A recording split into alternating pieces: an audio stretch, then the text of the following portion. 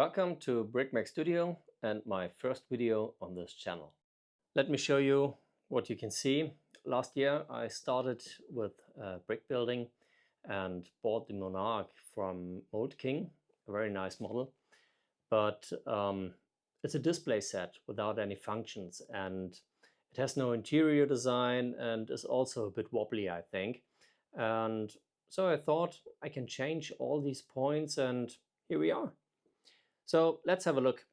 In preparation of this video, I discovered some design flows which I would like to show you, so you hopefully don't make these mistakes too, because yeah, they took a very long time to compensate.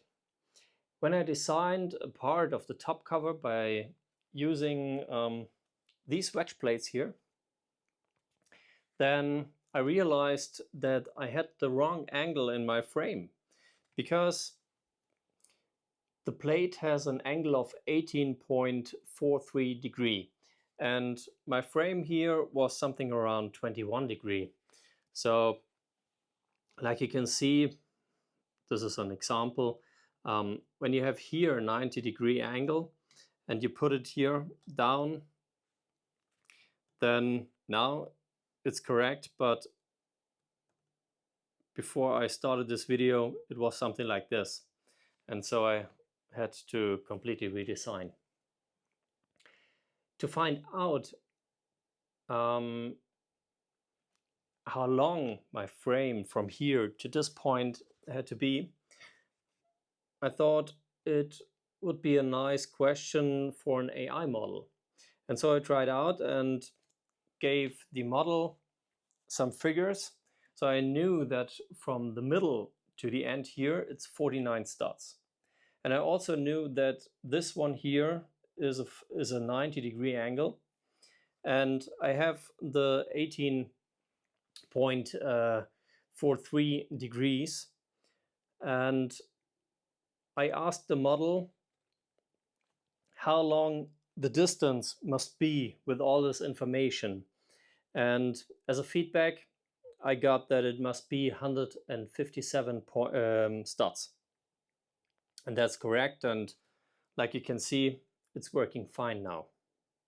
Some of you may have seen my teaser some weeks ago, where I built some cross bracings like in this example here, for stabilization and a space for the flooring.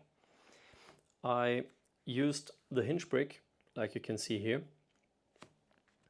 to connect the cross bracings with the frame. And the difficulty was to find a possible position. After trying several positions here where it could fit, I also tried to ask the AI model to give me a list with all possible connection points. I got some, but with 0.1 to 0.2 more or less than a full stud, which would be illegal. So after realizing that there was no possible connection, I asked the model if there are other parts I could use. The model recommended a ball joint like this one, with the parts 57909 and 92013. And with them, I think I had 2 or 3 possible connections in my frame. But the problem for me was when I use those and put them inside here, then I lose the connection in between my Technic bricks, and I didn't want. So I found another solution, which I will use in the next days. I'm going to show you now. And that's this one. Imagine that this here is my frame, and this one is the connection in between the frames. And when I use this, then I can adjust the angle like I want to, and it's absolutely legal, I think, and it's just a prototype, so don't care about the colors. But I had to order the new parts, which will arrive in the next days. And I hope that this will be strong enough, but I think I have this in the bottom section and in the upper one, and when I connect those like I did here with a Technic lift arm, then I think it should be stable enough. I hope so, but we will see. Let's get to the next problem I got, and it's about my frame. My frame was structured like this one. So I had the bottom frame and the upper one, and I connected them with these lift arms.